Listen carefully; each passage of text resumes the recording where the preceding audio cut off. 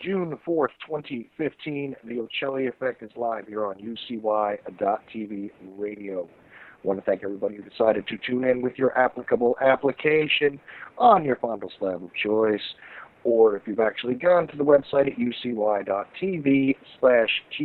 Of course, the TOE stands for the Ochelli Effect. Never know what you're going to get on this show. So, here's the way it goes. You know, a lot of people have actually criticized me for not allowing opposing viewpoints to come on the show. There's a gentleman out there named Richard Charnin who has a viewpoint that I don't share. Okay?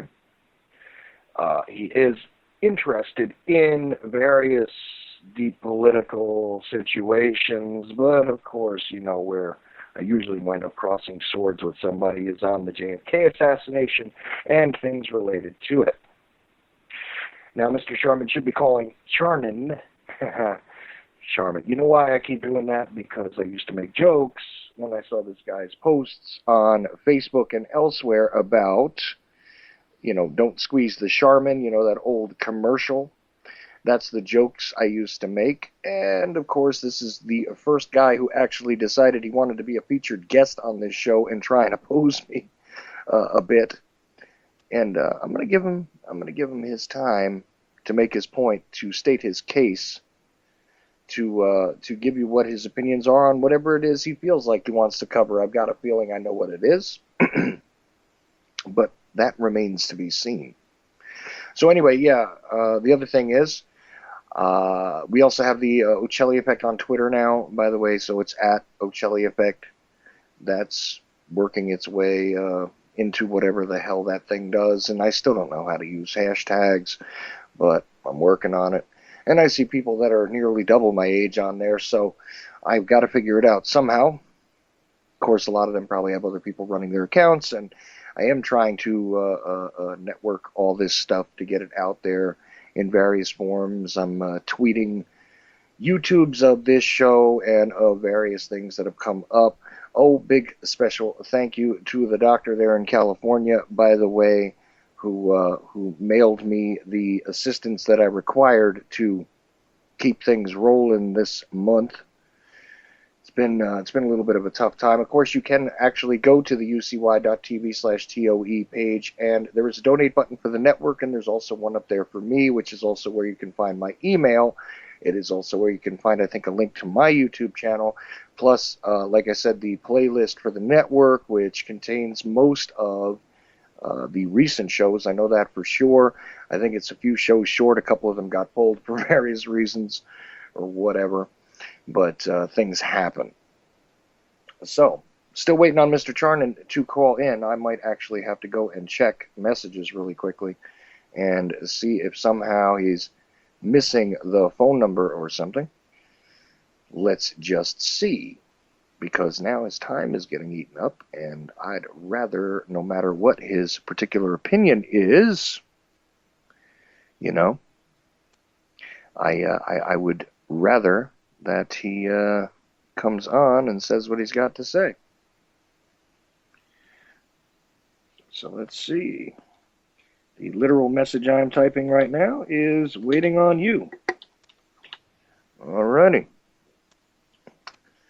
So let's see. I don't know. This would be kind of odd if I did the adverts and everything and he didn't show up. I don't know. Might have to just make up things as I go along. Not a big deal. I'll do that. But I'm waiting to see what happens. Oh, I do believe this is him calling in. Let's see. Let's make sure that that's who it is. Richard, is that you? Yes, it's me, Chuck. How you doing? All right, there we go. I was waiting on you there. I wasn't sure if you were gonna show up. You know, you never know. Sometimes things happen last minute, and what have you. So yeah, well, I was looking forward to it. There's no way that I would not just call and let you know. But anyway, good. It's glad to be on. All right, I appreciate it. And as I said at the outset of the show, and I'll repeat it again just really quickly, you and I are not exactly in agreement on some things. But, you know, for those that say I'm not willing to have somebody on who's got a different opinion, guess what? I am. Okay? And as a matter of fact, I'm not even going to make the commentary here. I'd like you to explain to the listener who you are and the things that you do, and we'll go from there. How about that? Sounds good. Sounds good. First of all, let me just say that as far as not being in agreement on all these matters, I do not expect anybody to totally agree with what I come up with. But I do expect that whatever I say or write about, people know that it's honestly derived. I don't make anything up. I don't fudge any numbers. It's in my DNA because of the fact that I studied mathematics in college. I have 3 degrees, applied mathematics. I'm a firm believer in the scientific method. So anything I come up with, you can take at least this to the bank. It was derived honestly, a lot of hard work, a lot of math went into it. Well, a certain amount of math. Actually, the math is not as difficult as some people might think. But I am only interested in coming up with the best probability of getting at the truth. And I use data that is the best that I could find. It's not saying that it's 100% accurate, but it's nevertheless data that I get from other sources, which have been well known and respected through the years. But let me just start at the beginning. I'm glad you give me an opportunity to introduce myself. Of course, a lot of your listeners know who I am. Some like my work, some don't. But what I want to do here is clear the air. Clear the air. Okay. And let's just start with the premise that whatever I come up with is not propaganda. It's not to sell my book. Obviously, I like book sales, but I really don't make much on a book. Anybody who's written a book knows what kind of royalties you get. And in a JFK series of books, they're not bestsellers. Maybe 1 or 2 are bestsellers. For the most part, we struggle along with our 1 or 2 sales a day. And we don't make much. I make enough maybe to buy a hamburger, if I'm lucky. Anyway, let me get off topic. Well, let me just interject really quickly. That's absolutely true when it comes to JFK-related literature. It's not the big money maker that everybody thinks it is. Even the authors who have fairly successful books really don't take home a lot. something like what James Douglas put out is a little different. That crossed over, mostly a book like that would be relegated to an independent publisher and remain there, but it wound up in Simon & Schuster's hands and therefore exploded, partially because of word of mouth and stuff like that. But that's really one of the exceptions to the rule regarding literature and the JFK assassination. Yeah, absolutely. Yes. I just wanted to interject that, and I'll let you go back at it. Okay. I've got a lot to talk about. I mean, my book, by the way, is self-published. JFK Conspiracy, Reclaiming Science, the JFK Conspiracy. Sometimes I forget the name.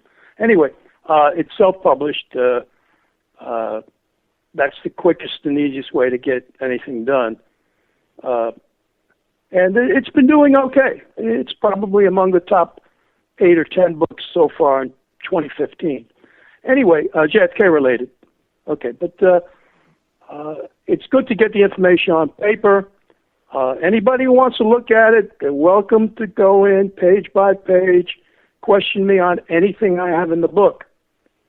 And one of my pet peeves is that people often make commentary without doing their homework. Now, I realize that my background is kind of unique. I doubt if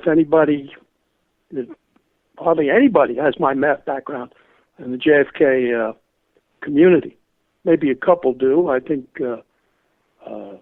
there might be a couple who teach math, as a matter of fact. But in any case, as I said, I really I come from a time when I'm old enough and people know my age. I guess I still look good in that picture, by the way, that you took there. That's a very nice, very nice layout. I don't know how you did it so quick, but anyway, it's. I graduated high school the summer that JFK was nominated. And I originally didn't really care much for him. I wanted Symington, I think, at that time to get the nomination. But JFK did, and I quickly became very, very much a fan of JFK. I happened to, I started at a very young age, at 9 years old, following elections. And I remember Nixon's checkers speech. So, politics was nothing new to me, even when I was 17 years old when JFK was nominated. The point I'm trying to make is I followed JFK's career from the nomination all the way to November 22nd. And I followed very close. I saw all the debates, real time. He answered everybody's question. He didn't bullshit anybody. You won't find that today. And I really was shocked when he was assassinated. I immediately felt that there was something screwy. They got Oswald so quick. Within 2 hours, they said he was the assassin. Didn't ring true. I was in college at that time. Very fishy. And then, of course, Ruby shot Oswald. And we said, well, these are Keystone cops. Okay, we figured it was just incompetence. And then Ruby said, well, no, he did it because Oswald, he didn't want Jackie Kennedy to go through a trial. So he did it for the benefit of Jackie Kennedy. All right, that was another very strange statement. Then about a year or so, two later, I read Rush to Judgment by Mark Lane, and I became aware of all the anomalies. And I must say, by that time, I was employed working on the lunar module in the defense industry, and I really didn't pay much attention. I followed the Garrison trial a little bit, but I really didn't pay much attention to it at that point. I was too involved working, and through the years, I kind of never really focused on JFK like a lot of researchers have. So in essence, what happened is you thought that something was wrong with the case, obviously because of the way that Oswald was captured so quickly, which was national news and immediate. It was the day the news went live, which was a relatively new kind of phenomenon in your time. There was the fact that, he was killed 2 days later in police custody. Of course, that's the thing that I've always said stood out to me as soon as I heard about it. I wasn't even born at the time. But when it was being recounted to me, that was one of the most ridiculous things I ever saw in my life. And yeah, it was passed off as a Keystone Cops kind of thing. But overall, you went on with your life. You didn't really get involved in it. You weren't exactly involved in the conspiracy industry at that point in time. No, not at all. Not at all. By the way, I saw live Ruby shoot Oswald. And I'll never forget, I'm sitting there with my father, we're watching it, boom. My father, my father said, well, he's the one who said Keystone Cops. And I was just in shock. But anyway, as to proceed, I read Mark Lane's Rush to Judgment. And then I followed I knew the House Select Committee. First there was a Warren Commission report, which, of course, Mark Lane tore that apart. But then we still didn't have the truth, so we're looking forward to the House Select Committee, and they just did a limited hangout. I can go into that in more detail later. And that was in the late 70s. Okay, but after that, I'm working on Wall Street. I'm very busy. I'm not. I got my own life, and then I bought. I guess in 1989, around that time, I got Jim Marr's book, Crossfire, and I read through that. I also, so I kept involved a little bit. I read Mark Lane, Plausible Denial, and I was intrigued, and I firmly believed that there was a cover-up, and but I didn't really do anything until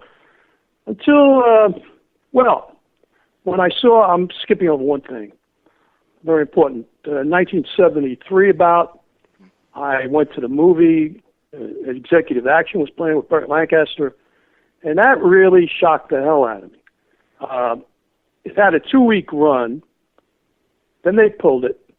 But as you're probably aware, the narrator talked about 18, London Times actuary figuring out the odds, 100,000 trillion to 1, 18 JFK witnesses, related witnesses dying within 3 years. I was totally, as a mathematician, I'm a quantitative analyst to be precise. I'm really not I'm an applied mathematician, if you want to call it, programmer analyst. I got different names. But it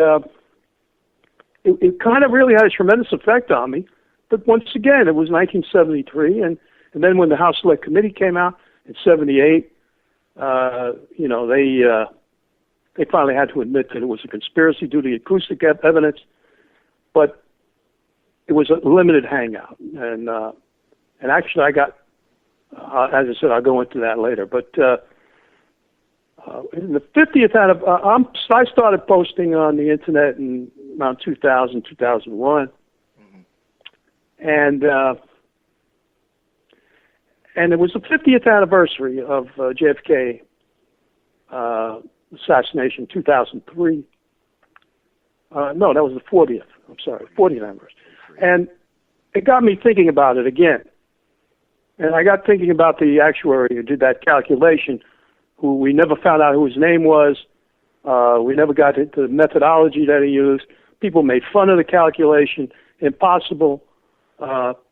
I decided I wanted to look at it myself. So I did some independent research and looked up mortality rates for various causes of death and basically confirmed the actuary. In 2003, I was posting on Democratic Underground at the time. Of course, you had your naysayers and disbelievers and the usual bunch who would come and make fun without really knowing a thing about the math. But as it turned out, the 18, 15 in 1 year, actually, I think I did the calculation for, pretty much matched the actuary. So I had no information other than, the causes of death of the 13 unnatural and 5 natural deaths. So I came up with that, posted it, and it got a little bit of a reaction. But then, once again, I went back to doing what I do, which is work. And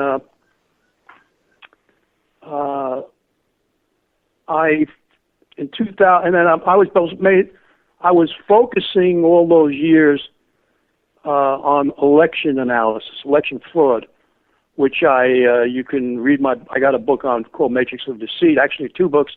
Matrix of Deceit's most recent. So I already had I did a lot of work on the internet on that.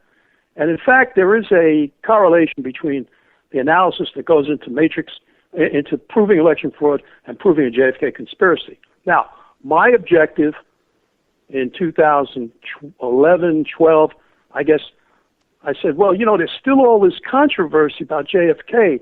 Was the conspiracy, the magic bullet theory? People still believe it. So I was kind of like, hey, I knew about what I had done with the calculation of witness deaths. I want to start posting and getting into it in more depth, which I did. I did a lot of additional research. I developed a very massive spreadsheet, which anybody can look at, called JFK Calc. I was very thorough. I did a lot of work, a lot of sensitivity analysis, looking at various alternative groupings and locations. You mind if I ask you a question at this point? Yeah. See, here's the thing. I'm curious about, you say that you confirmed what the London Times had published, right? Yeah. Independently. Yeah. Okay. What kind of sample parameters did you use to assess the whole of the population? Because that is an important key thing. Okay. Yeah. Right? I'll clarify all that. Okay. You're going to get the straight skinny from me on all the questions I've been asked before, and believe me, that's one of the ones that comes up. Oh, it's a fair question. Right? Well, it's a big question, but you know what? It's really not, when you think about it. I have a very quick response to that. And what I did was to look at the number of Warren Commission witnesses who testified in person and by affidavit. There were 552. Now, there's a universe or a sub-universe. So when you do the calculations on the mysterious deaths of unnatural deaths of Warren Commission witnesses, you've got 552 as your starting point. That's your big N. That's your number. So let's say there were 15 unnatural deaths. I don't have the number right in front of me. You calculate based on the mortality rates that existed back in 1964 for homicide, suicide, accident, other. You apply the mortality rates to the 15, you get the weighted mortality rate, apply it to the 552, and you find that you're really only expecting a handful of unnatural deaths, maybe just 1 or 2. But in reality, there were about 15. And these numbers don't, I've got them in the book. I just don't commit them to absolute memory. Oh, I understand. So what you I was just trying to get a feel for... Yeah, well, okay, I understand that. I just want to be as complete as possible here. Okay. I want to quickly answer the question by saying that the big problem with the House Select Committee was that they dismissed the actuaries' odds by saying there was no definable universe. That is totally untrue.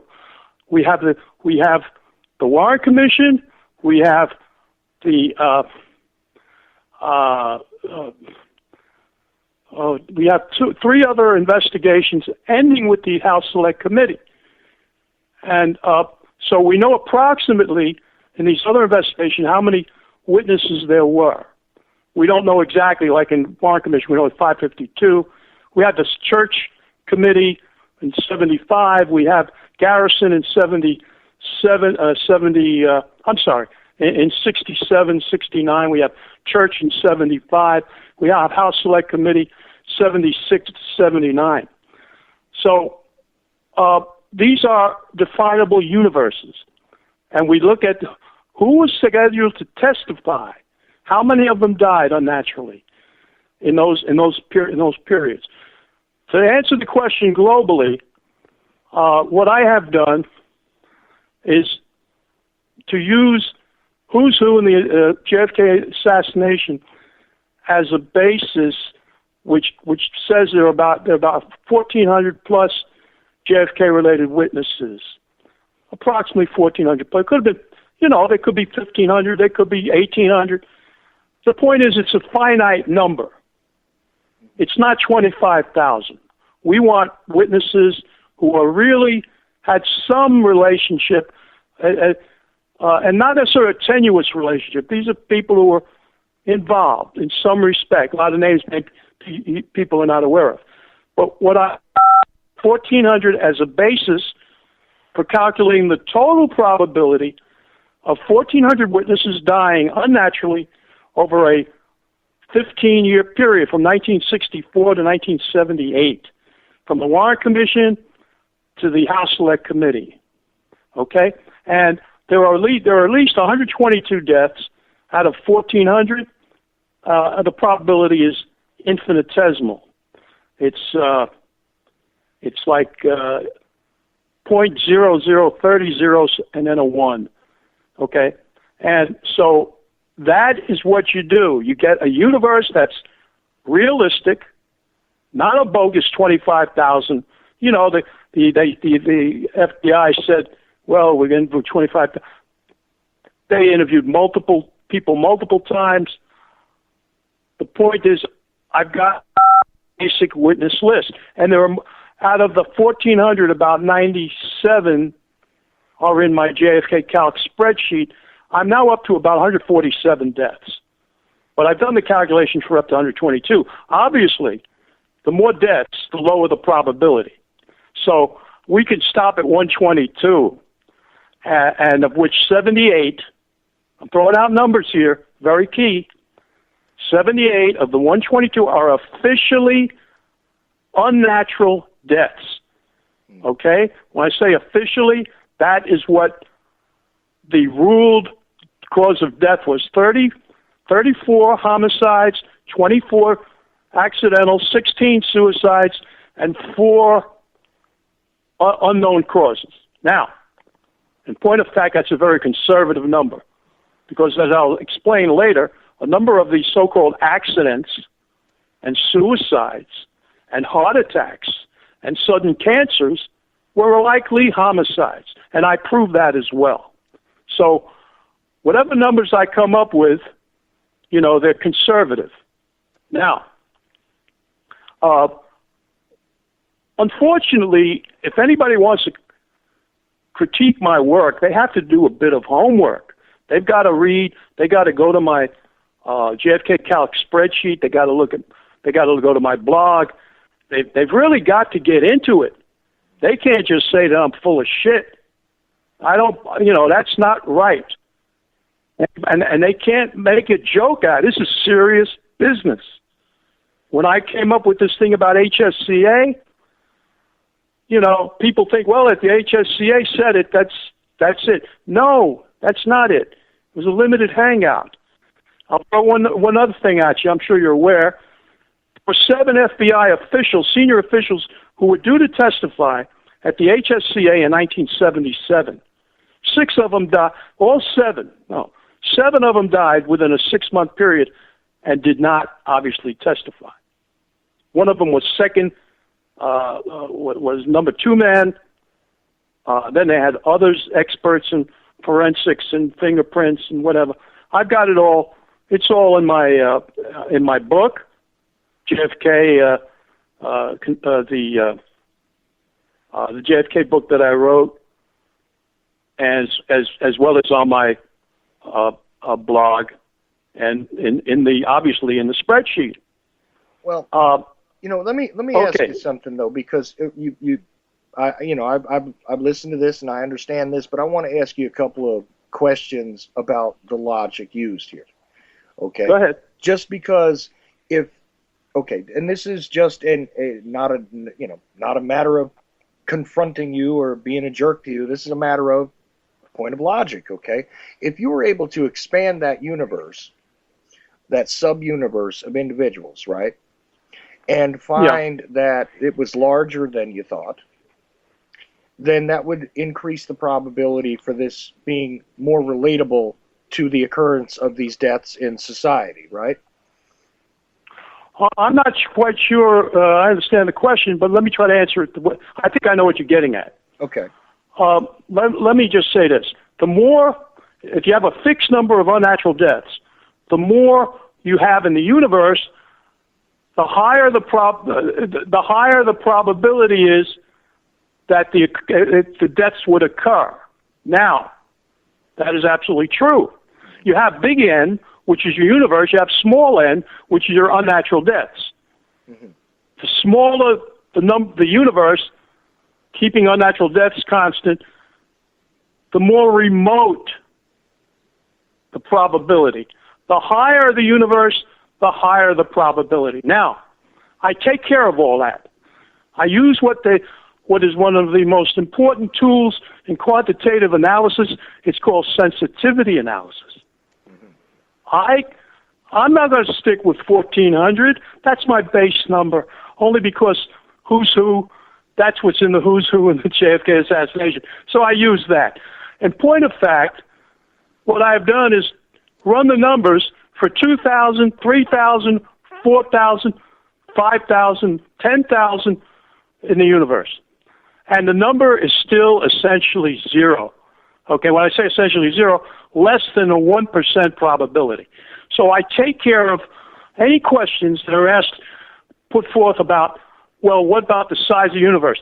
Yes, it's a legitimate question. But as a programmer analyst, all these years, I utilize certain tools that people are just not aware of.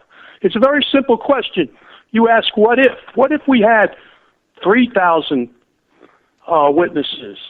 What is the probability? I created a matrix of probabilities based on a varying number of deaths, unnatural deaths, and a varying number of in the universe. So you go to my spreadsheet, you'll see all the numbers and all the calculations. Now, as far as the calculation is concerned, let me address that right now. It's a very simple calculation if you know what it is. If you know about the Poisson distribution, the probability of rare events. People don't know about it. People never heard of it. But it is a very solid probability distribution which was developed a couple hundred years ago by famous French mathematician Poisson. And what it does is, given a universe, a number of occurrences, a small number of occurrences in a big universe, it calculates the probability. Now, it could be the probability of it's used in many different applications. Queuing theory, phone calls over a period of time. What is the probability if you're averaging 2 calls a day per hour? What is the probability that in a given hour you'll get 10 calls? It's the same problem. The problem is universal.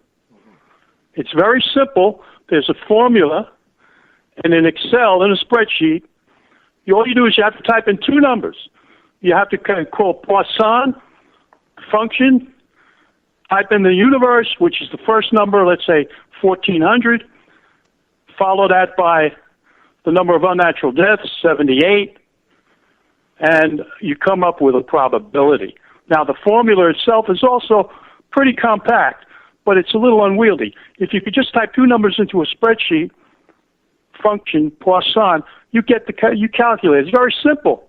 And I've done literally hundreds and thousands of calculations of different scenarios, different alternatives. Well, let me ask you the inverse question then. If you begin to remove some of these suspicious deaths from the list, right, and they're not suspicious because, well, let's see, the easiest factor would be that you have to, of course, subtract out what is the natural occurrence, from that, right? So you have to give. All right. So we're dealing, as I said, you're dealing with here initially. We're talking about officially ruled unnatural deaths. Okay. So but some of those occur the natural in society, deaths, the heart attacks. But some of those are going to occur in society regardless. No, wait a second. Right? No. Hold it. Okay. I don't mean to be too quick with you, but I'm asking look, the question. Sure. But you got to understand what the mortality rate is for a homicide, for a suicide, for an accident. There are certain mortality rates which apply nationally. Right. Okay? Now, I got the mortality rates for every year since 1963, from 63 up to the present. Now, I'm really only focusing on 63 to 79. So what I do is I incorporate the mortality rates for unnatural deaths and apply it in my calculation. Okay? So what you have an statistically expected number of suicides in a given group. You have a statistically expected number of accidents in a given group. You have a statistically expected number of homicides in a given group. Now, the homicide rate, the annual homicide rate, was around 0.00006, or about 1 out of 12,000 people died from homicide in a given year. Okay, so if you take a group of 12,000 people randomly, you could expect one death in a given year. That's approximate. You could expect a few more deaths from accidents. I'm talking, automobile accidents, just accidents in general. I have those numbers. They cannot be disputed or refuted. So the question really, what you're asking is very good. And this is the kind of questions I want people to ask. And that's why I created a post of 20 questions, legitimate questions, that need to be asked about the calculations and about the JFK calc spreadsheet. Unfortunately, people don't ask those questions. What they do is they disparage the work without really doing the homework. Now, so what I do, I calculate the expected number of homicides, let's say, for a group of 1,400. And I calculate the actual number of homicides in that group. And so you have 34 actual, official, ruled homicides compared to 2 expected and 1,400 over a 15-year period. That's it. It's very simple. You do the same for suicide. You do the same for accidents. And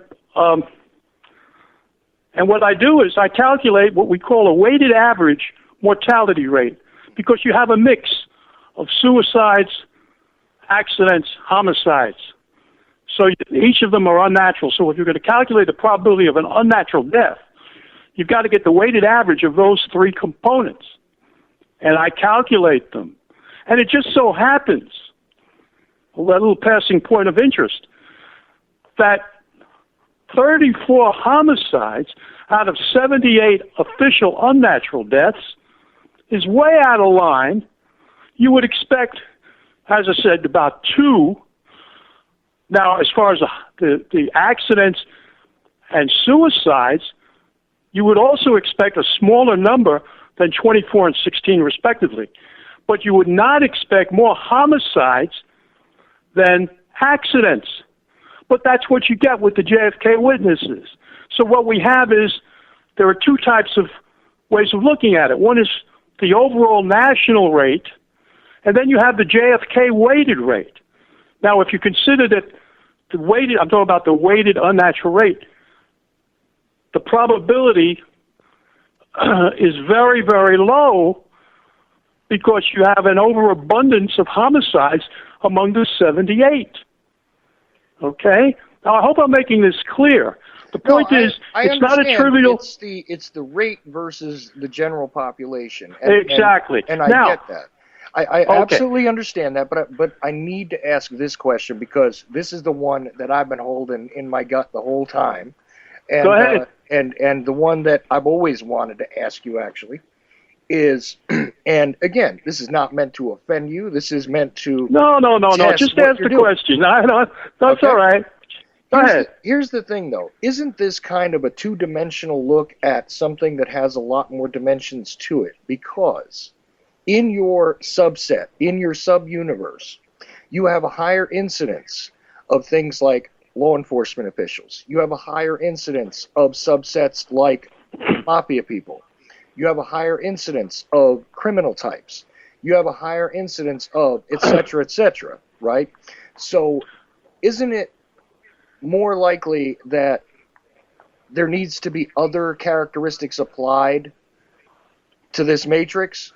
Other subsets need to be applied to it in order to get a really accurate view of what's actually happening here? Because listen, you'd have to understand and accept that among, like, say, guys who are involved in organized crime, you're going to have a higher homicide rate. You're going to have a higher accidental death rate, aren't you?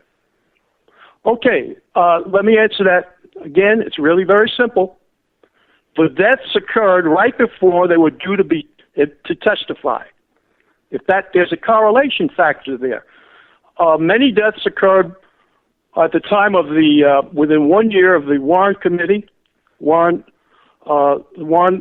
investigation. Many deaths occurred at the time right before 1977, at the time of the House Select Committee. Okay, so you had a spike. In fact, they're in the graph that you nicely put out today, which shows the unnatural deaths year by year. What I will say is that, in general, I would say yes, you do have a higher mortality rate, but these are all JFK related. Okay, these are JFK related people. To take it to that level and to make a blanket statement that, well, they're law enforcement, they're CIA, they're anti-Castro Cubans, you know, so on and so forth, is really begging the issue. Because although there might be a higher rate, it is not substantial enough to account for the zero probabilities. And let me clarify it with one respect. Let me see if you can if this makes it a little easier to follow. Okay. Of the 122 deaths, suspicious deaths that are in my database, as I said, it's a little more than that, but let's stick with 122. 50 occurred, or 51, in Dallas, the Dallas area, about 17 in New Orleans. Now, in a purely random universe, you would expect how many in any given city. You sure wouldn't expect that 40% of the unnatural deaths would occur in Dallas. There has to be a relationship between Dallas and the assassination. Okay? Why is it that most of these law enforcement officials, Roger Craig, a bunch of others, how is it that they were all coagulating in the Dallas area? And why is it that the FBI officials who died were all were basically in the Washington area? Okay? So you had really three essential areas. You had Dallas, you had New Orleans, and you had CIA, let's say in Virginia, Washington area. Okay? So what I will ask you is, doesn't it appear strange that of the 122, 51 deaths occurred in of people who lived in Dallas, Jack Ruby among them, and of course there are many others, these strange deaths. So that in itself, to me, is a very telling statistic. But again, to get back to your question, and it's a legitimate question, and I want you to know, Chuck, you can ask me anything, and I don't take any offense at any legitimate question. Okay? I've stated that over and over and over again. And that's why I get a little frustrated, and I sometimes get a little nasty because of my frustration. I have to get it out sometimes because people just don't pay attention. Now, all the points that you're bringing up are points that I'm familiar with, that have been brought up before. I've heard a lot of them from John McAdams. You can see I've had a debate with John McAdams. It's on my blog. I've had a number of disputes with John McAdams. His survey of witnesses at Dealey Plaza is totally inflated and bogus. I mean, I can go on and on. It's all in my book. My book doesn't show. Let me just say this. It's not just JFK-related witness deaths. The book goes into a lot more. A statistical basis, the number of deaths that occurred in Dealey Plaza witnesses, which is about 18 or 20. Again, I don't know exactly how many Dealey Plaza witnesses there were, but if I take an estimate of 400, 500, I come up with a probability. Now, let me just say, I'm getting a lot out. Sometimes it's a little bit. I'm a little bit wordy, but everything is important. Every question has to be answered. Every question has to be asked. So we basically have, in the analysis, what was my objective? Okay, it was to prove mathematically that there was a conspiracy. Now, everybody knows there were scores of unnatural deaths that occurred. The only one who did a probability estimate was that unknown London Times actuary. Now, that was in 1967. Okay, a lot has happened since then. We've had 3 investigations, a lot of deaths. As a matter of fact, just getting back to the first 3 years after the assassination, there were not 18 suspicious deaths, only 18, which the London actuary used. He was given data to use, okay? As far as I know, he was given information as to calculate probability. Now, it turns out there were about 45 unnatural deaths in the first 3 years alone. And a heck of a lot, maybe 20 plus, in the first year after the assassination. Now, a lot of them, maybe 20, were Jack Ruby associates, or people who whether it's Ruby's lawyer, his friend, there's all kinds of strange occurrences going on with those who were in some way involved with Jack Ruby. Okay, now. Now they share other characteristics there, though. See, that's the question is were you able to overlay the other characteristics? And I mean, obviously that would change things. If you had people that were involved, say, directly in the the crusades that Bobby Kennedy did, because I've seen an actuary done on this as well, right? And all the people that disappeared just prior to his assassination and just post his assassination, you'd find a lot of guys did, but a lot of them were also, again, mob guys. Okay, well, it just so happened a lot of mob guys were involved in the assassination. Okay? And a lot of CIA guys were involved. Okay? So, I think what we're doing here, with all due respect, is we're introducing something which, at least from my perspective, is overwhelmed by other factors like the 51 in Dallas. 51 in Dallas. Forget about who they were, what their background was. There's a specific instance. I'll give you another one. John Simpkin. You're familiar with him, right? Sure. Okay. John Simpkin is one of the foremost investigators of biographers, if you will. He could put together this tremendous website. I don't know how long it's been out there, but basically, he's got in his data, he call it a database, I'll call it that. You go to John Simpkins' JFK site, JFK, what is it? JFK. Talking about the education forum? Well, it's not the education, it's JFK Index, the JFK Index. Now, if you go there, you'll see that he's got 4 different categories of JFK-related individuals. 4. There are general category, there are conspirators, there are reporters, there are, there's 4 of them altogether, 4 different categories. In total, and I've done an analysis of this as well. You see, what I've done is I've gotten data from various sources, and each one confirms the other. Now, go to John Simpkin. When he created his database, do you think that he, when he created it, was it just to show those who died unnaturally?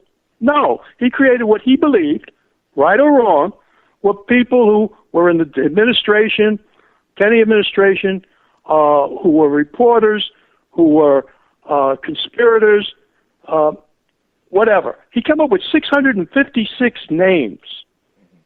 Okay? Now, I guess you could call that kind of a, it's not 1,400, but this is John Simpkin coming up with 656 very relevant, well-known names. And he's got about... Now, one day I said, hey, let me take a close look at that. It turns out that 67 of the 656 or 66, a little more than 10% were in my database. In other words, 10% of the John Simpkin individuals of 656 met unnatural or suspicious deaths. Okay? Now, what I did was, that's 66 out of 650. On the 1,400, I had 122 out of 1,400. So the ratio is about the same. You have 10%, which is a tremendous number of JFK-related individuals in John Simpkin's database who met suspicious deaths. And most of them were unnatural. Some were heart attacks. But as I said, I've also determined statistically that the number of so-called heart attacks and accidents and suicides was inflated, that they're really homicides, or a large number of homicides. I prove it statistically. And how did I do that? Once again, you go to the mortality tables. You look at the number of expected deaths in each category, and if they say there were 24 accidents, but only maybe 12 were expected, well, then one can make an estimate that maybe 10 or 12 were really homicides. And you do the same for suicides and for heart attacks, sudden cancers, and you basically if it's not one of those, then it's got to be a homicide by process of elimination. Okay? So what we have out of 122, I figure that maybe 90 and 95 were actually homicides. Or let's say 85 to 90 were homicides, not 34, the official number. But again, but see again, taking generally from those kind of statistics, I mean, one could expect more gun violence in an area like Dallas because there was a higher incidence of it at the time, right? And did you factor that out as well? Look, now we're getting into things which what I call is overkill. Overkill. There's an old saying in quantitative model development. It's called KISS. Keep it simple, stupid. What I mean by that, and what it meant by that, is that you can always look to overanalyze a problem. You can introduce extraneous factors which are overwhelmed by relevant factors. Okay? It's like people, what I consider to be inferior model builders, will introduce variables that have no relevance to the problem at hand. Okay? Now, what you're saying is true. Yeah, there are more in a city like Dallas, you get more guns. But why? But would you get 50 unnatural deaths in Dallas and only 70 throughout the rest of the country? What's the relationship? Let's keep it simple. Let's not try to, You know, what you're saying, what you're bringing up is valid, and it was one of the earliest objections to my analysis. I had it out with John McAdams about this. And when you think about the problem and you look at the actual individuals involved and what their relationship was, there's a correlation between their deaths and the timing of the, and many, in 67, let's put it this way, out of 122 deaths, 67 individuals were due to testify in one of those 4 investigations. You want correlation? Are they relevant? Yes. 67 out of 122. And when John McAdams says, well, they had no relationship, I said, John, then why were they being called by the Warren Commission, by the Church Senate Committee, by Garrison, and by the House Select Committee if they weren't relevant? Okay? That, to me, is what I call the, not the smoking gun, the paradigm shift in thinking. Okay? The paradigm shift in thinking is to look at those who are scheduled to be called to testify, who, in the case of the Warren Commission, obviously many of them did. Okay? But in the case of Garrison,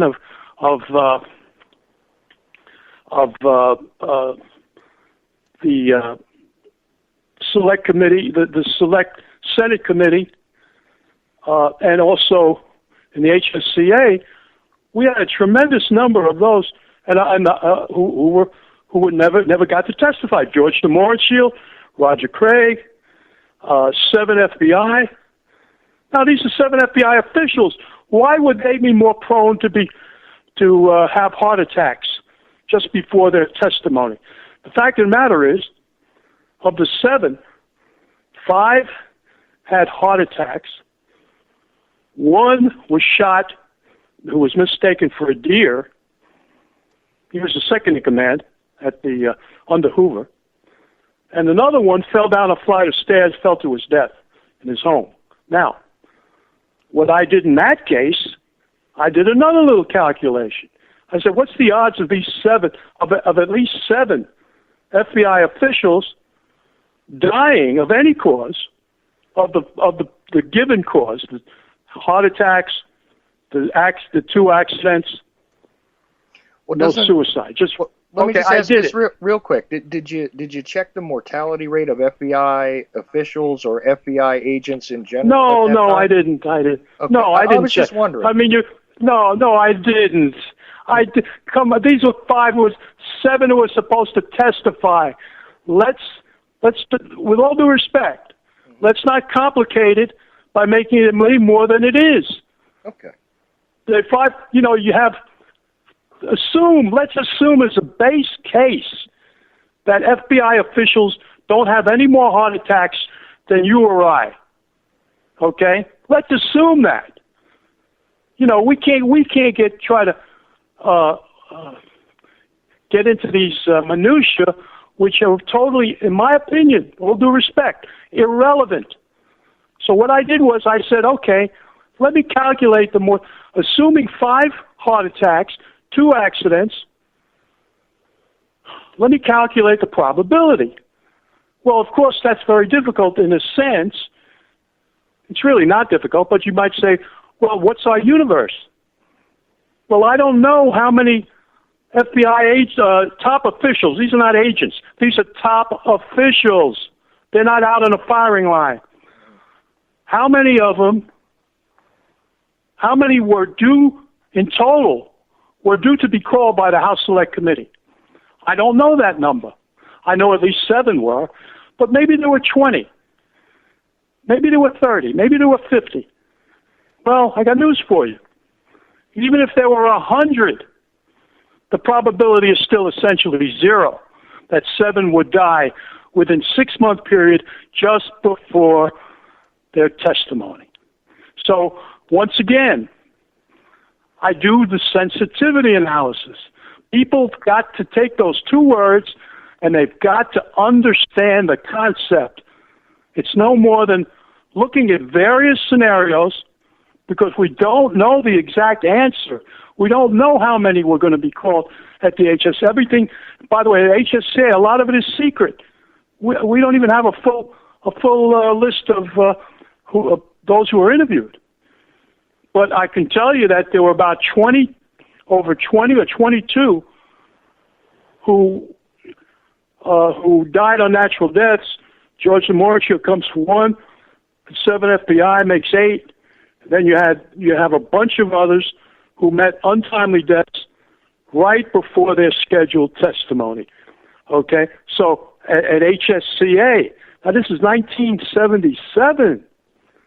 Okay, and most of these officials, whatever it's worth, the mortality rates that I'm using are the published weighted mortality rates weighted by age. Now, here's another thing you should consider. While we're on the topic, I don't know if you want to talk about Billy Lovelady, but I'll just say this. Billy Lovelady was scheduled to testify at HSCA. Well, he never did get to testify. One might say, well, why not? Well, he died in 1979 from complications due to a heart attack. Complications. Now, the odds of a white male at age 41 dying of a heart attack in 1979 were 1 in 10,000. Okay? 1 in 10,000. Keep this in mind also, Chuck. We talk about deaths from heart attacks. A lot of people have heart attacks and don't die. I had one. I'm still kicking. 10 years later. So why is it that all these heart attacks resulted in imminent deaths? I mean, didn't anybody have a heart attack who lived? They had 5 heart attacks in 77. You would think some of them would survive a heart attack, at least 1 or 2, but they all died. Well, do you know if there were anybody that survived heart attacks in that subuniverse? Well, no, not really, because I really, to be honest with you, I really focused just on the deaths themselves. I've done a lot of work on this, but but I did not go into that kind of analysis because you can go crazy, but when you get into that level of research, that could keep you busy for 10 lifetimes. As I said, I got to use the information. I use what they bring to the table, and this is information which is readily available. People are questioned. Well, were these deaths suspicious? I'm not going to mention any names, but these were all suspicious deaths. Now, some were actually unnatural. A certain percentage of suspicious deaths were unnatural. And so really when you get into it, like I did, and remember, I had certain motivations and capabilities that the average person didn't have. I had been programming computers from day one when I got out of college. Right. I had math degrees. I had time on my hands to do this kind of work because I've been, it's all I do. I'm not working now. Okay? So I've had the time, I've had the motivation, I've had the internet data, I've had the computers, I've had the programming.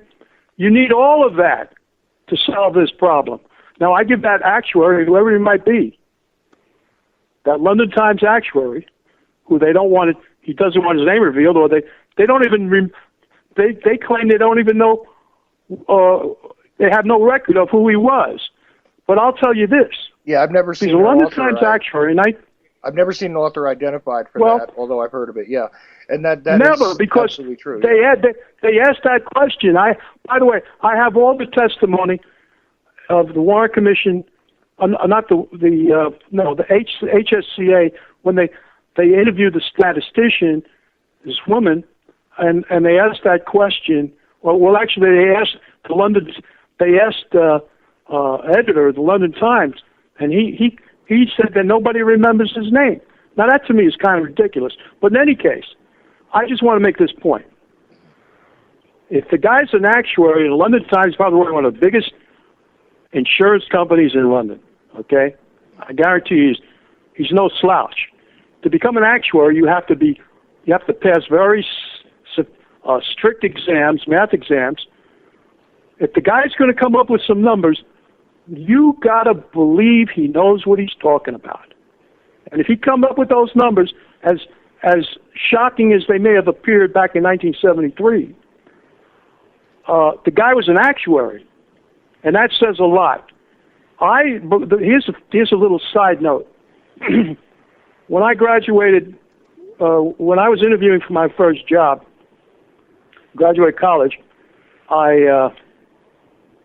it's a little funny. I always like to mention this because it brings a little levity to the conversation. I don't like to get too serious.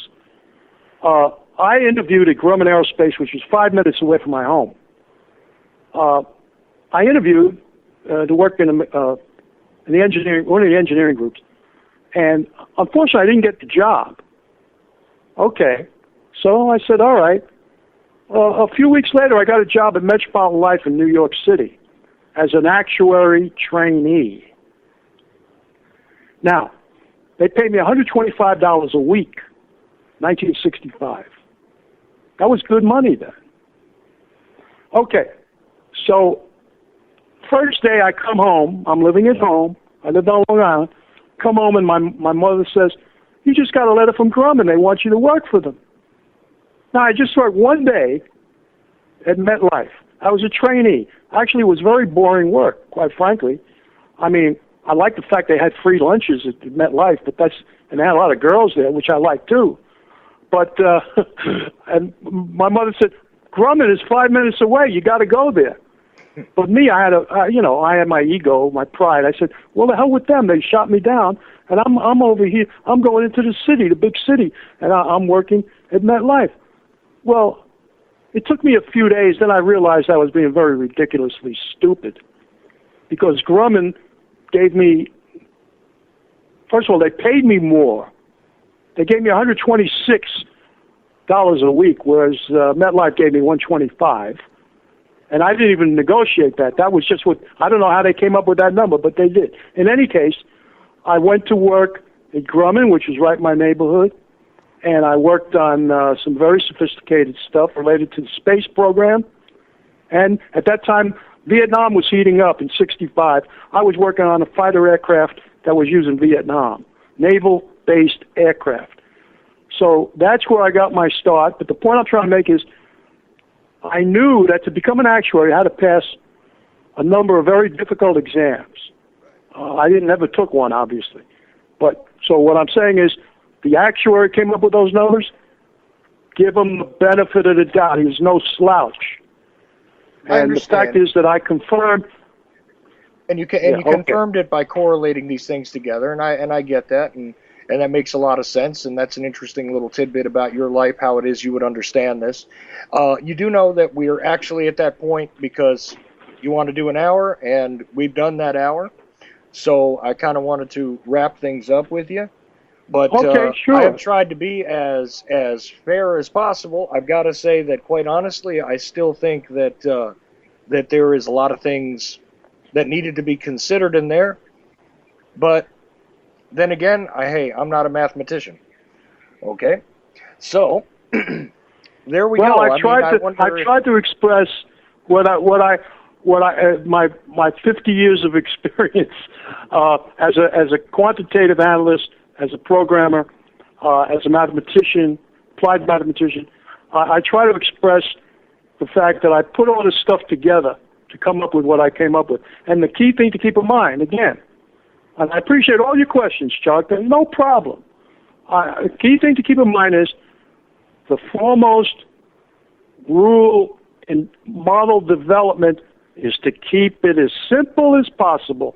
Don't introduce variables which would only tend to obscure the most important points.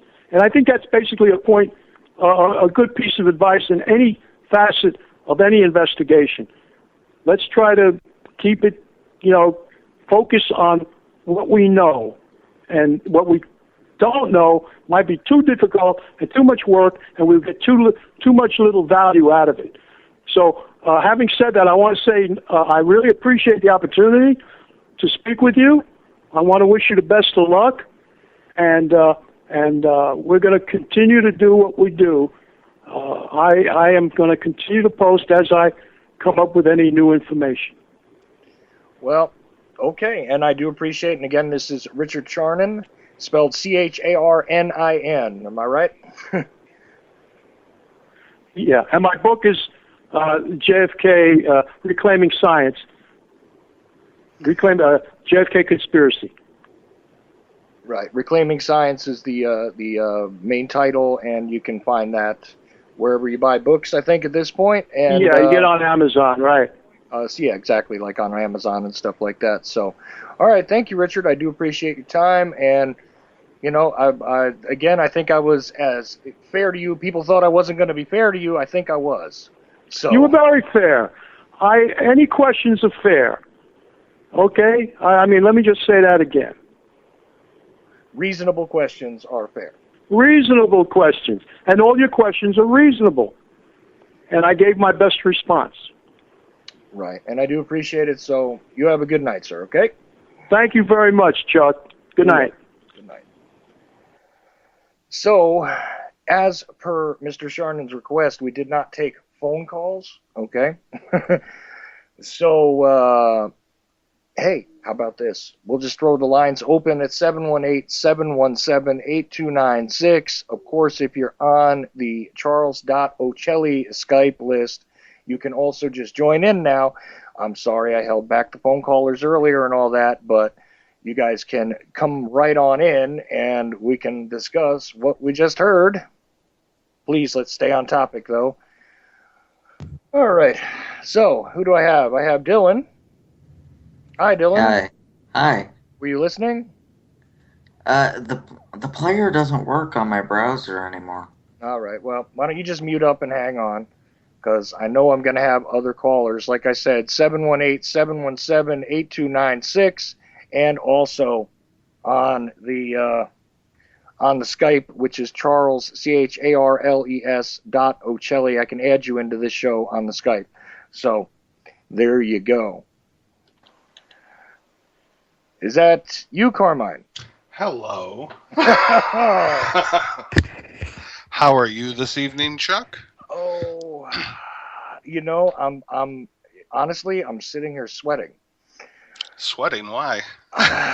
Because biting my tongue is something I had to do there. You know what? You were more than fair, and surprisingly, as much as I still disagree with much of what Richard Charnin says, I'm not as apt to be critical.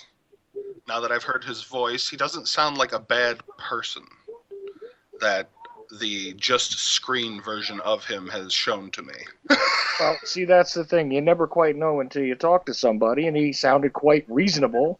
Sounds reasonable. I disagree a lot with what he said, but, you know, I hope, and we've always said this, even though, as you know, I can at times, if provoked, make the occasional joke. This is true. Occasional. I have also added in 650. You're on the air. Oh, hi. This is Ted. Oh, Ted. Yeah. You know, I think this is the first time I called you, actually. Probably. What did you think of the show? It was interesting. I'm kind of. Why did he say he didn't want to take phone calls? Too many hostile people. I do not know. I did not ask. I simply said, "Look." I would imagine that factored in.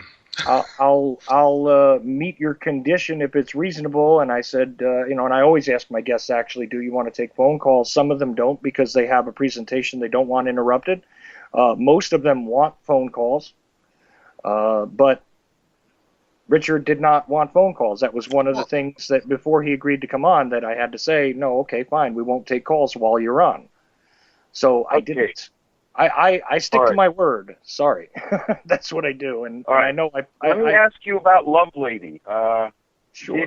What did he say? Did he say that Lovelady did testify to the HSDA, or he didn't? He said he didn't. Said he didn't. He didn't. And then he died in 1979 after the report was issued. Is that right? That's what he said, yes. And then, so that's a mystery death too, though? According to him. According to him, yeah. Okay, and the other thing I wanted to bring up was about the London actuary. Sure. Okay, I thought, and I could be wrong because I didn't look at it that closely, I thought the problem with that actuary was that there was no definable database that the guy was basing it on. Yep. Yeah, that's what I always understood about it. And so that's what I thought, at least Charnin was addressing that, and he was using a specific database, and he said that he used the 1,400 names in the Benson book, I believe. Mm-hmm. And I guess that's valid, as far as that goes for a database. And those, they weren't necessarily eyewitnesses; they were just people whose lives had been touched by the assassination in one way or another. But that's primarily where the problems begin, if you start to look at it. Well, see, that's the thing. That's why I questioned and said to him, well, what about the other factors that go into,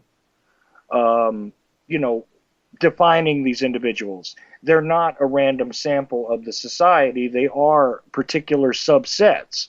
Like, for instance, when you're dealing with the mob. And what he basically responded with is that that's a negligible factor. Which isn't necessarily... The mob is not a negligible factor when you're talking about violent death. So that's not a valid argument. But on the whole, I agree with, when you say, well, there's a lot of people being killed by guns in Dallas, does one really need to factor in variables like that? Well, yeah, because... I saw his point there. A bunch of them are death by gunfire that he's talking about. I mean, after all... That's a suspicious death. I mean, But death by gunfire isn't necessarily. Unless it's an accident. And the thing is, they had a higher rate of woundings and things in that area than most other metropolitan areas in the country at that point. Because they had such loose gun laws. Because they had loose gun laws, and there was just more going on. That's a reality. I'm not against guns or anything. Let's not start that conversation.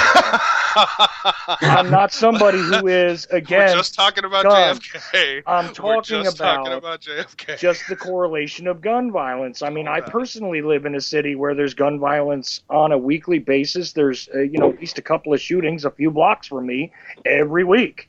Okay. Yeah, no, so, I live next to Inkster in Detroit. It's a veritable gun fest. But there you go. You're going to have a higher rate of gun violence for people in Detroit than, say, you would in Mayberry, shall we say. The average Midwestern town. Yeah, so what I'm saying is, if you begin to test these generalized assumptions against a whole lot of other subsets here, for instance, people in law enforcement have a higher incidence of unnatural death as opposed to, or did they, and I even asked him, did you check to see if FBI agents had a higher rate of heart attack, let's just say? Let's remove guns from the discussion. Let's talk about maybe there's a stress level in a particular job subset, because he brought it up and said there are 7 agents that died. That's an askew number. But isn't he talking about statistics that are basically off the chart? Well, that's what he claims. In some cases, he is, but is that not a factor? If you've got 100 of them, they might come together to change things a little bit. Not only that, but I didn't really get to challenge the universe of individuals that he creates as a subset for the JFK assassination. For instance, I mean, not only on the list are names like J.D. Tippit and Lee Harvey Oswald, but also on the list is a guy like Charles Mentasana. Okay? Yes. Now, do you know who Charles Mentasana was? Well, I do. Okay. So, for the listener, real quick, this is a guy who happened to take part of a film of the aftermath of the Kennedy assassination. This is what he's known for. Where the police are holding up a rifle, and it's not a Mannlicher Carcano, and it's a piece of film that has been bandied about as evidence that there were other rifles discovered, which, I believe there were other rifles discovered. I bet you there was a lot of weapons seized, okay, in the aftermath. The records you had people who had the weapons inside the building days before. You had hunting season opening on the 16th. So right, so there was going to be a larger percentage of rifles in the area anyway, and if they just assumed that there was gunshots, in the firing area behind the depository, then they might have found guns who knows where. There was all sorts of seizures and stops, and even some of that made it into the news, including an Enfield rifle which had been seized, and et cetera, et cetera. That's just the resonant showing of that. But what I'm saying is that that's just this guy happened to film this piece of it, and now he's connected to the assassination. Which, peripheral witness, it doesn't make sense to kill him. That's what I'm thinking. I agree. It doesn't make sense to kill him. And he also has J. Edgar Hoover on that list. Who? Yeah. Well. That is a suspicious death. I'm going to chime in on that one. In 1972. J. Edgar Hoover died. 1972, the Harvard Daily Crimson, they printed it a few years later after Watergate broke. Right. The Harvard Daily Crimson printed a story about one of the Watergate, I may be garbling it a little bit, but this is as I remember it.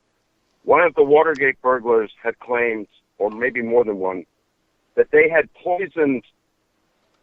broken into Hoover's house and poisoned his toiletry articles with sodium morphate or something. Mm-hmm.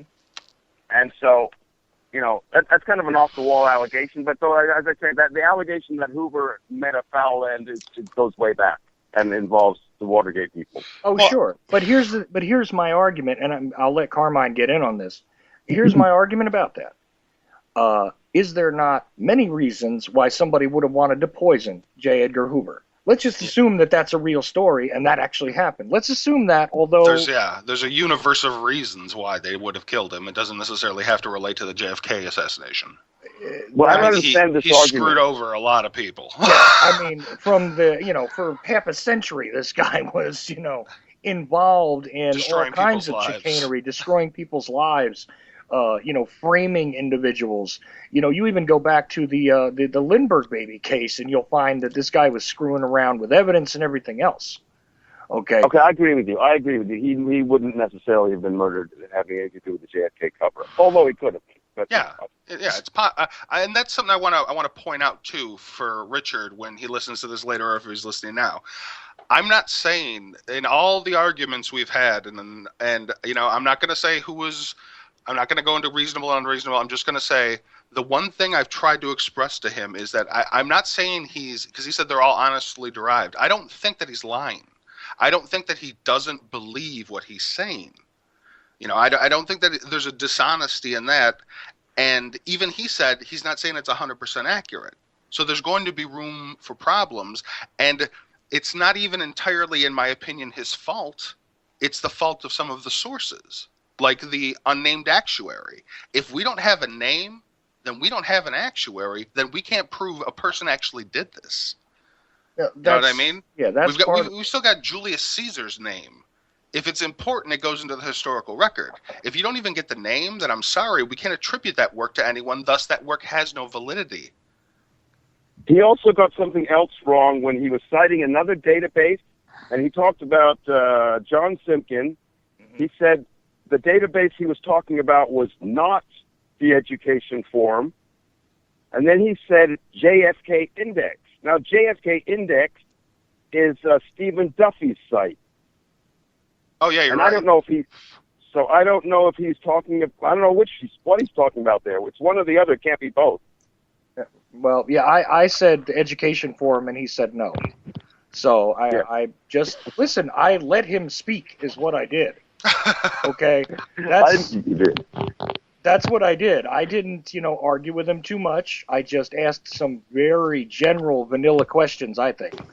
So, his own accuracy or inaccuracy stands or falls of its own volition. And by the way, I did forget to mention I added 617 into the conversation, and now I've got a hell of a round table. I've got Charles Cliff on as well. Hey, Charles, how you doing? Am I on? 617, you're on. And It's Charles Matt Shifley. Hey, what's going on, Hitman? Oh, here we How go. you doing? Everybody's here. Okay. So yeah, I just wanted to just briefly say, and I'll try to make it as brief as possible. It's not necessarily all his fault. I put a lot of the blame on the original list from which some of it is derived. You know, you don't got the actuary. So if you don't have the actuary, you don't have an attributable source. So all that's out the window. And then you're going to Jim Mars for a big chunk of the list. And I'm sorry, but there's so many peripheral people on that list, it doesn't make sense to kill all those people. And the other thing is that he was talking about correlations. Well, correlation doesn't necessarily mean causation. Just because people died in a certain time doesn't, like heart attacks, like, for instance, Guy Bannister's on the list. Just because he had a heart attack while the time of Garrison looking for individuals to investigate does not mean it was a suspicious death. There are but I don't think we should go to the ones that are, plausibly suspicious. I would say Bannister falls into that category, and also the fact that didn't his wife report a gunshot wound at the time it happened? Yeah, but it hasn't been confirmed. If you just go by what the documents say, then it's a heart attack. All right, but I just think Bannister is safely left. But Bannister and Ferry, I wouldn't want to argue that they were natural deaths or something. Well, with Ferry again too, though, they found, according to the coroner's report, we got a berry aneurysm on his brain. That's what I understand. I'm not going to say he was murdered, but it looks suspicious. Let's put it that way. Yeah, you know what? I'll grant you that there are some things that do look suspicious based on the circumstances they occurred. I think that he extrapolated too far. Yeah, see, I think that it's possible that there were some suspicious deaths, but it'd be a very small. You'd only want to kill the key people. You don't want to. 122 people. You're going to have. Then what do you do to the assassin groups? Then you got to kill all those guys. Yeah, I think we're all agreed on that. We're agreed on that. Yeah, and I really wanted to ask him why in the world he has Charles Nicoletti on the list. I wanted to get to that question because. Oh wait, no! Why don't you ask me? You got the guy on the line to ask that to. Charles Nicoletti. Mm-hmm. Have you seen the book The Secret War Against Castro by Hinkle and Turner? I'm aware of Nicoletti's involvement in that without that book. Okay. So you're aware of Nicoletti's involvement in the CIA mafia nexus to kill Castro, apparently, and him dying the same day as the Morin Shield, which is not to say that there's any connection to the Morin Shield. That's just a coincidence of, when it happened. But you're not going to say that you know of a reason that Nicoletti was... he could have been murdered for any number of things, but it certainly plausibly could have been related to the assassination. Or are you saying no way? But why? In what way was he related directly to the Kennedy assassination outside of the assertion of James Files? It's the assertions. No, see, that's the thing. That's where you're wrong.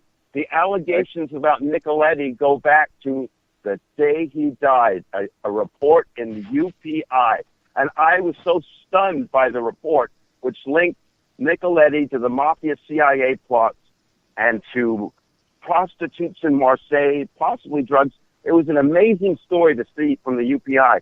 So I tracked it down. I called up UPI in Chicago, and they told me where they got it from, and it was none other than Ed Arthur, the author of Ed Arthur's Glory No More, which is all about the Cuban exiles and the mob and the Marcello people and Sammy Denton. It's very, very important stuff, and Nicoletti is involved in all that. And that's where UPI got this information that Nicoletti tied into the CIA. So I'm saying there's some real meat there. That's all I'm saying. Yeah, but is there any real direct evidence linked? Sorry, Charles, you dropped off. There's meat. I'm just saying there's meat tying him to the Cuban thing. I don't disagree with that.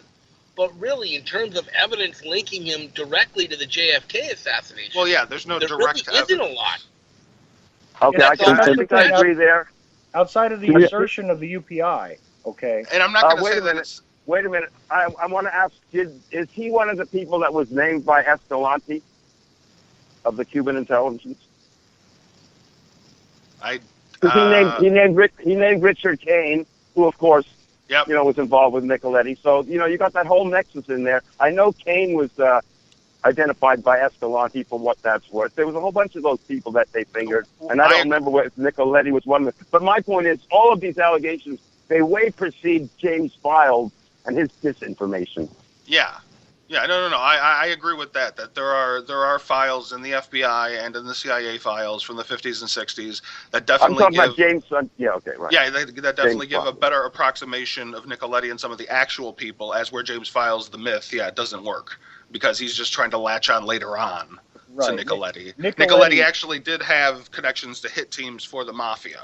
Yes. So I don't think he would have any direct connection, but it is possible that Nicoletti could have trained some of the Cuban exiles at some point. I mean, he's within striking distance, let's say.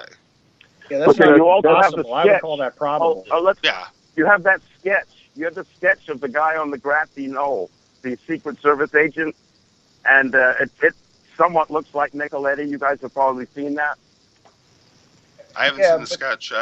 You guys might have, but The problem with that whole thing about Secret Service agents being present on the grassy knoll is that that's actually spurious. It's unfortunate that people have latched onto that. But just look at Lem John's testimony to the Warren Commission. Look at his reports.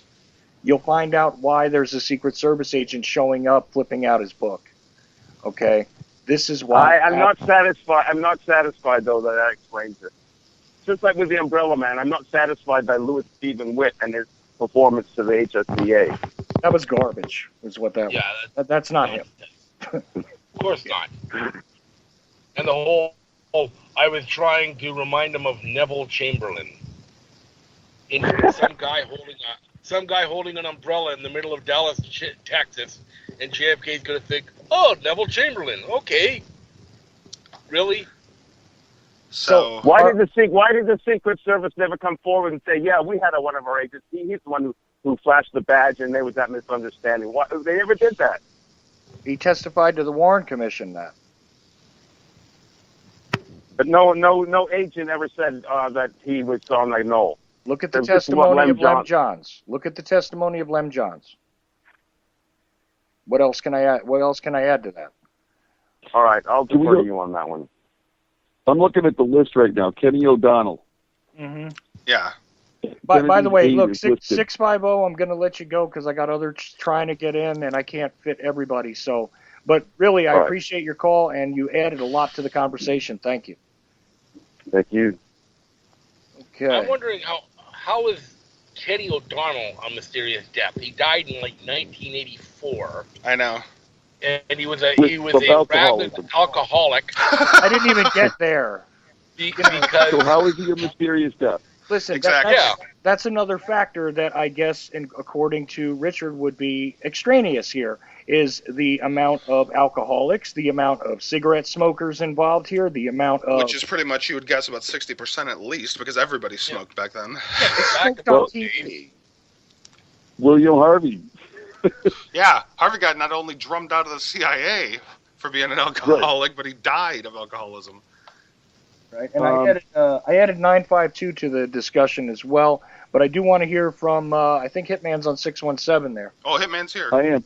Yeah. Yeah, I'm naming names. I'm looking at Francis Powers. Yep. Francis Gary Powers, right. I mean, how is it that he's tied to the assassination? He's tied to the U-2, and he allegedly blames Oswald for the situation. But how does that tie him to the assassination? What could he have possibly witnessed? And what would they gain by killing him? And what are they silencing? That Oswald knew about the U-2? I mean, he was vocal about it. I do question like Clay Shaw. I'm sitting here and I'm thinking about Clay Shaw. So they let Clay Shaw go on trial, and then they kill him. I know, exactly. After he could have totally compromised everything. Like you could have killed him before the trial. It eliminated the entire, experience of. Or how about Mary Pinchot Meyer? Or I mean, Angleton wanted her diary, but it didn't necessarily have a thing to do with JFK. Her husband. If they wanted the diary, they would have gotten the diary without killing her. Exactly. It's unnecessary. Why are you killing all these people that are peripheral?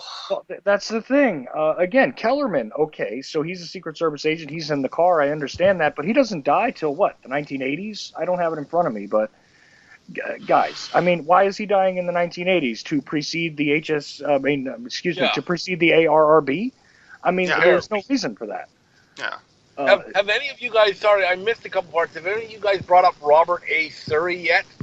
No, I was going to go. No, we were saving that for you. Yes. You posted that for Gail, so we figured we'd save that for you. Please go ahead. Robert A. Surrey, who Richard claims died in 1977 of a self-inflicted gunshot wound, a la George Des Moines Shield during the HFCA. There's a problem with that. Robert A. Surrey, there are documents proving that he died in 1987, and not only that, his son confirms that. Nice. So it's not exactly a mysterious death, that he died of cancer. He didn't shoot himself.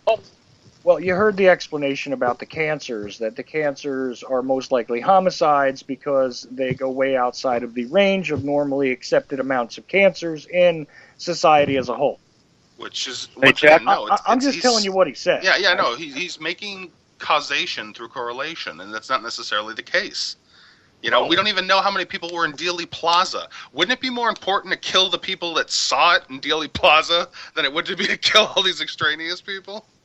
Or people that were at the autopsy, or people that were somehow directly had serious first-hand knowledge. Exactly. You know, and what said we're going to kill Domingo Benavides' brother. Yeah. Can I jump in on that? Yes, sure. Please do. Hello? Go ahead. Yep.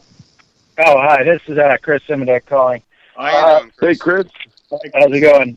I specifically kind of wanted to call about Domingo Benavides' brother because that's just a case study of Charnin and his methods. He has him, just as Penn Jones did, he had him dying before the Warren Commission, and they accidentally killed him because they were trying to kill Domingo so he wouldn't testify. And then when he did testify, they'd already killed his brother, so he was scared. But as a matter of fact, he had died in 1965 after the report was already out. And I actually presented that information to Mr. Charnin, including a death certificate, several news articles on the shooting. It was in Skid Row in Dallas, basically, right across from Fair Park. And his own gravestone has that date on it. You know, so you've all been pretty charitable to Mr. Charnin, but he knows exactly what he's doing. He doesn't know anything about these people. He's trying to shoehorn it, and especially with the pool of witnesses. We're at 1,400. How many do you think we would get up to if we included all siblings of all witnesses of all investigations? We're probably talking tens of thousands of people, and that's just that one case. And then what do you do with, say, Karen Kupsmith? Every daughter of every journalist that covered the assassination, or every son, It's absolutely insane. And I sent Chuck a spreadsheet earlier. I did my own spreadsheet. It's not flashy like his, but it was a work in progress. I had 20-some death certificates, I think. But I documented at least a dozen cases where he doesn't even know when these people died. He doesn't even have the right month. And that brings us to a very interesting kind of thing, because there are a lot of specifics that go into somebody dying. Okay? Mm-hmm. Again, all of these sort of factors that I tried to bring up, he says they're all negligible, but when we're not even familiar with the exact date of death, that kind of leads us to another thing that I know Carmine said, and I found it extremely funny because I wanted to bring this up too, but again, I was just kind of letting it go. Well, like Chris said, we're trying to be nice. We really are, even though all the things he's done to everyone, most of the people on this call, I'm sure. Not so nice. We're just trying My favorite example of that is actually Bill Decker. Bill Decker, he on the death certificate, you can see that he died from emphysema, and then he'd had it for 5 years. And he was 73 years old. Sounds really suspicious, doesn't it? Exactly. Yeah, he had 5 years to talk. Wow. All right. Yeah. There's just so many people. Carlos Prio, I believe, is another person on the list, and he was the former president of Cuba, and he has a connection to the Cuban exiles, and he has a connection to wanting to kill Castro, but he has no appreciable connection to the JFK case. Right. I'd like to point out one that actually Penn Jones left off, and therefore Richard Charnin is unaware of. William Whaley, I believe his what was that? What's that the guy's name? The guy who hit Cab driver. the guy who hit Worrell. Or was that? Yeah, William Morley. The guy who hit him. Oh, okay. I forget that guy's name, but he's left off the list, and the guy is damn near 90. How do you convince a guy to crash his own car into somebody else to kill them? And that guy died too, and he's left off the list. You got me. I don't know how to answer that. Yeah, there's just too many variables that he believes are unappreciable that, I'm sorry, but they're quite appreciable. You have to I don't even know that he believes that they're unappreciable. I think he leaves them out intentionally because he knows the math doesn't work. For instance, with Benavidez, I proved to him when he died and that it was therefore not fitting with his theory. And the spreadsheet's been the same for damn near a year and a half. You know, he knows he didn't die. We've known Surrey was dead later. You know, and talking about Billy Lovelady dying before testifying after the report's already out. You know, he doesn't know any of these people. Okay, Chuck, I did my best. I'm on Chris's side. Mary Jo Kopechny. I did my best. Oh, God, yeah. Okay. Why is Mary Jo Kopechny on there? Yeah. Mary Jo Kopechny is on the death list here. Well, you know why? Because she was present at RFK's assassination. So what? It's just it's like a combo list. Look at the silence that I just got out of that. Like, wait a minute. We're all dumbfounded. We're like, Chuck, are you okay? Anybody seen the footage of the Investor Ballroom after the shooting? There's maybe 2,500 people in there. I know exactly. It's gonna be a big list. My God. And, you know, every member of the DPD, every member of the Dallas Sheriff's Department. I mean, you can look at just the assignments for the day of the president's visit. We're in the hundreds of patrolmen and everybody, you know. Exactly. You definitely would, and like you did it the exact proper way. You got death certificates and the autopsy reports. Those are where the first thing you look at. You know, if you don't got the backing of the official who actually handled the body, what do you have? You're just speculating. Point of logic, right? Here's the thing. If you don't know the circumstances specifically by which they died, how do you label them suspicious? You see? Continuously use the word suspicious. And I'm like, well, what about this factor? What about that factor? And I have sorry. Go ahead. I actually have a great story about that. I'm sure you're all familiar with Vince Palomera's work. He discovered, quote unquote, the death of Agent Shipman at Camp David in 1963 before the assassination. And I actually went through the legwork of finding out where you can get the autopsy reports to the state of Maryland. And it was $130 for the report. And I said, I'll go in on it with you. And he says, well, we know what it'll show. You know, it'll be a heart attack, and they can fake that, so we don't even need to see it. You know. And that was just a tangent, but that's basically the attitude. We don't need to know. All we need to know is that these people died, and 75% of these people would not be in the who's who unless they died. Don't let the facts get in the way of a good story. Exactly. Facts. See, I don't even, and I'm sorry, I guess I should say to the listener, because, I mean, I let him go on, I let him explain himself, and I thought I asked extremely fair questions to begin to scratch at what could be wrong here. And if you're somebody that has to go into dealing with, humanity as a quantity, okay, there are many subcategories by which you can determine a whole lot of things. And men are different than women. People that live in the South are different than people that live in the North. People that live in different countries are different. People that are of different ethnicities tend to have different problems. People of different socioeconomic stature end up having different types of deaths. All of these factors need to play into it because we're talking about individual human beings. And on that, I don't want to use up too much of the time. I want the hitman to be able to talk about Richard's stare claims. Fair claims? Oh, God. Fritz's notes? In all fairness, that wasn't brought up tonight. So, No, I didn't get there because. Yeah, well, that's why I wanted to push along so we can. We'll always have more time to talk to each other about the list. Yeah, I mean, he moved slower. He moved slower than I thought he was going to, honestly. But he did take the time to explain some things and explain his reasoning anyway. So I kind of wish he called back in. he didn't want callers.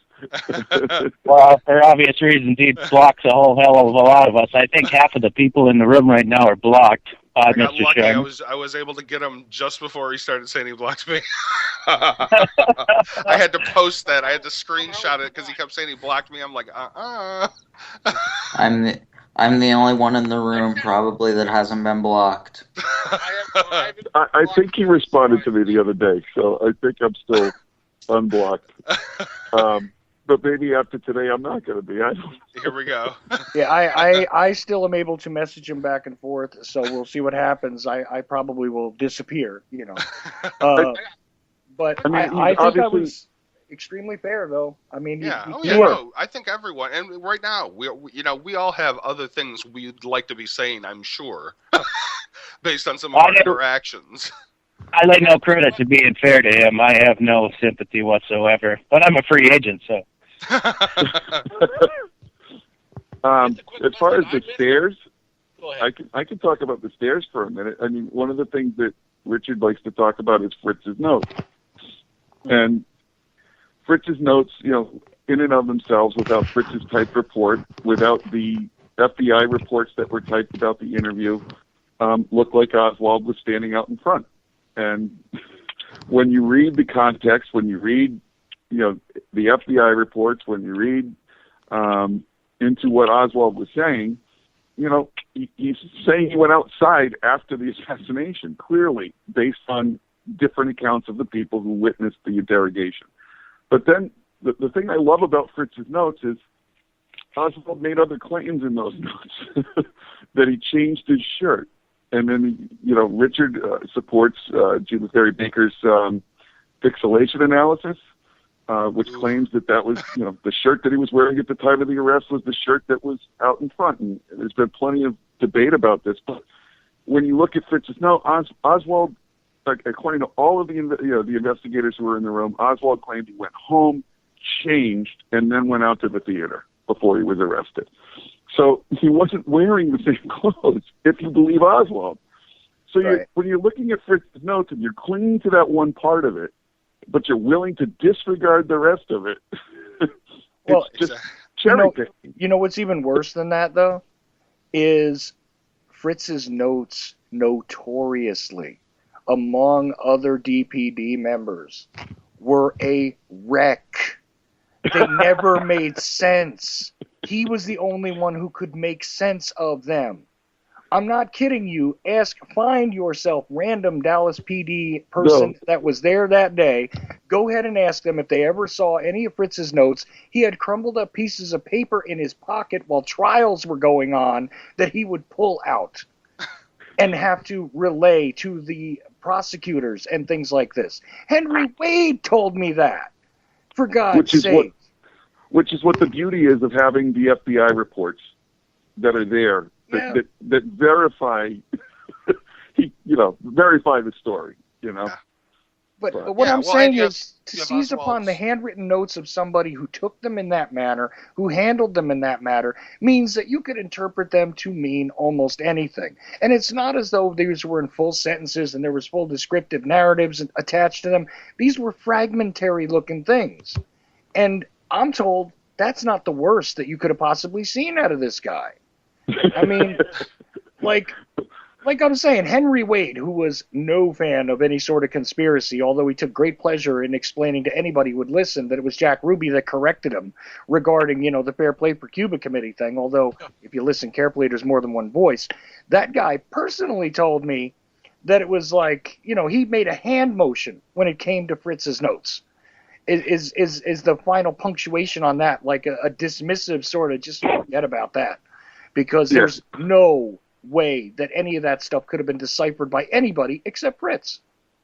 So good luck to you anyway on that one.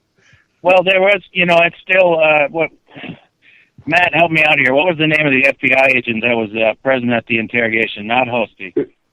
Bookout. Oh, Bookout. It was Bookout. Yeah, and his report, it lines up with the notes. He says, I talked to Shelton, and he said there's no more work today. And that's independently produced, that's he's not working with Fritz to work out his chicken scratches. He was there, too. Yeah, That's no, and if you consider Oswald's own words during the reporters when they were following him being escorted down the hall, and he said he was in the building. Yeah. So, right. you naturally, I work there. Actually. Yep. Yeah, I recall that rather vividly. Look, guys, we are running low on time, so I do want to give each of you a chance to tell people, who you are, why you're saying what you're saying.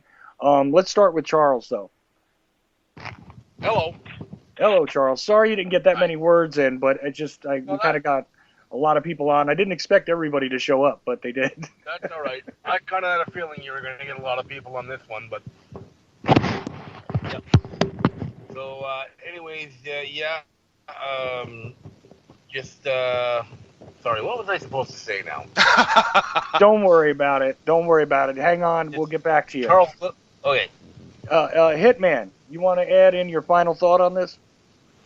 Final thoughts, the list needs to be scrutinized carefully before people hold credence in it. And I think biggest problem I have is the average person isn't going to go through and find out about the stories. I'm amazed at Chris's knowledge, to be honest. He really has a great handle on this. Yes, he does. Incredible. And I got to see that incomplete project, and I really appreciate that, Chris. I'm looking forward to the completion of it because I think it's going to be one of my personal references. So, Chris, you want to put a cap on this? Sure. Actually, I'm thinking I'm going to, that list, I haven't even worked on it in 6 months. I've been so busy, to tell you the truth. But now the nice thing about living in 2015 is, particularly in the state of Louisiana, you have to wait 50 years to get a death certificate, publicly.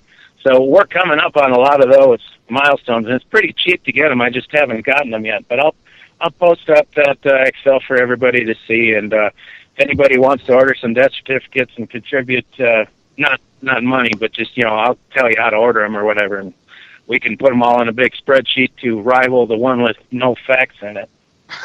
We could divvy it all up and have it done in a couple hours.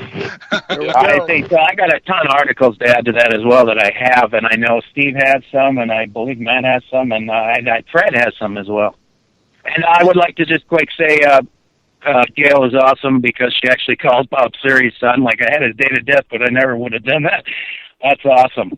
So, Gail Nix Jackson, yes. If you're listening, Gail, we love you. We love you, Gail. Yeah. Absolutely. I got to get her back on soon. We got to do that again because a lot more to be told there regarding the Knicks film and everything else. Looks like Charles dropped off. So Carmine, how do you want to put a cap on this sucker in the last couple minutes here? Well, first I want to thank everyone for coming, and I'm always glad to see when people from all sides of the debate come together to dispel things that require dispelling. I once again, like I said, I though we have had horrible interactions, I gotta go with, I tried to be nice, but I gotta go with Chris on this, that unfortunately Richard has chosen perhaps the worst methods of dealing with people who disagree with him. And if he could just admit, everyone's gonna make mistakes, but when you stop admitting that you can, that's when you just keep making more. So he has to really go back and reassess this if he expects that people, we're holding ourselves to high standards of evidence, thus we hold him and other people to high standards of evidence. Because we want to actually get to the end of this. We don't want this to go on forever. We want to find some answers that can actually answer the questions so we're not just constantly going back having these debates over the same issues. It would be nice to move on, that's for sure. And I'm going to cap this with a thought that I gave to Sherry Feaster last night when I was talking to her. and she laughed, and I'm sure you guys are going to find this funny. I can't give you the source for this quote, but A JFK researcher whose name most of you guys would know once said to me that it's like a lot of these guys got drunk and got married, woke up in the morning, and realized that their wife was a lot uglier than they thought because they married themselves to certain concepts that they would not have otherwise married themselves to.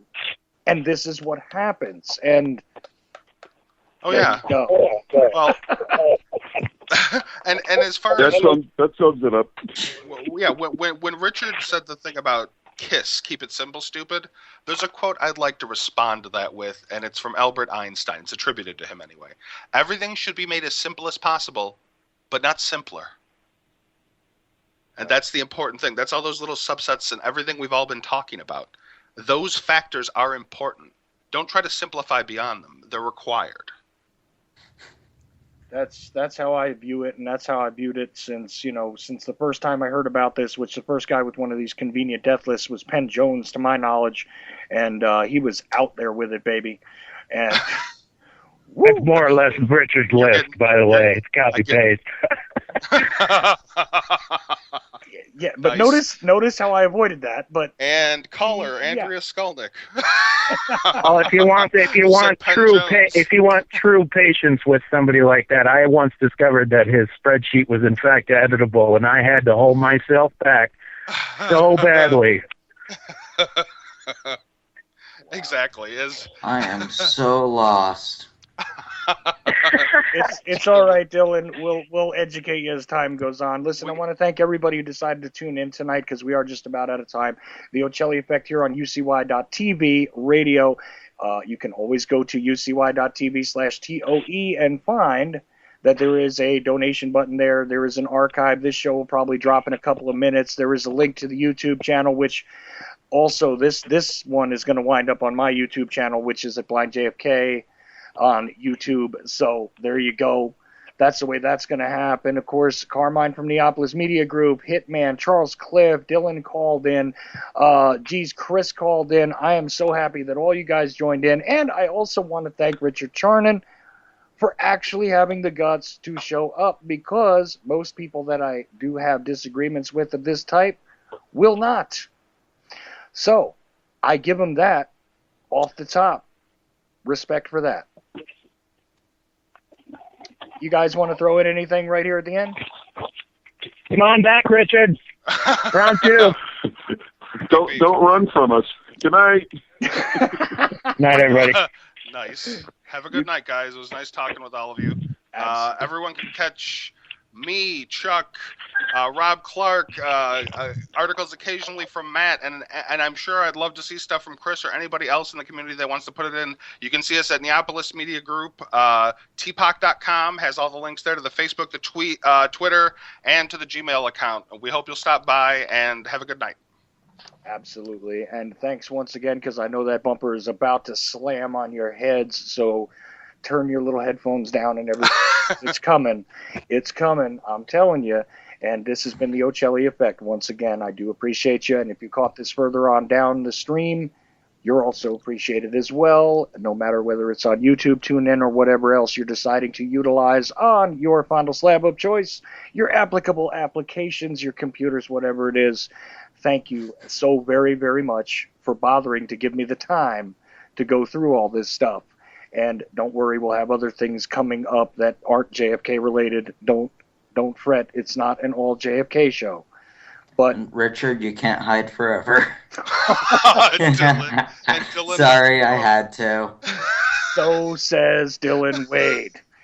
I had to throw something in. I didn't say a word the whole show.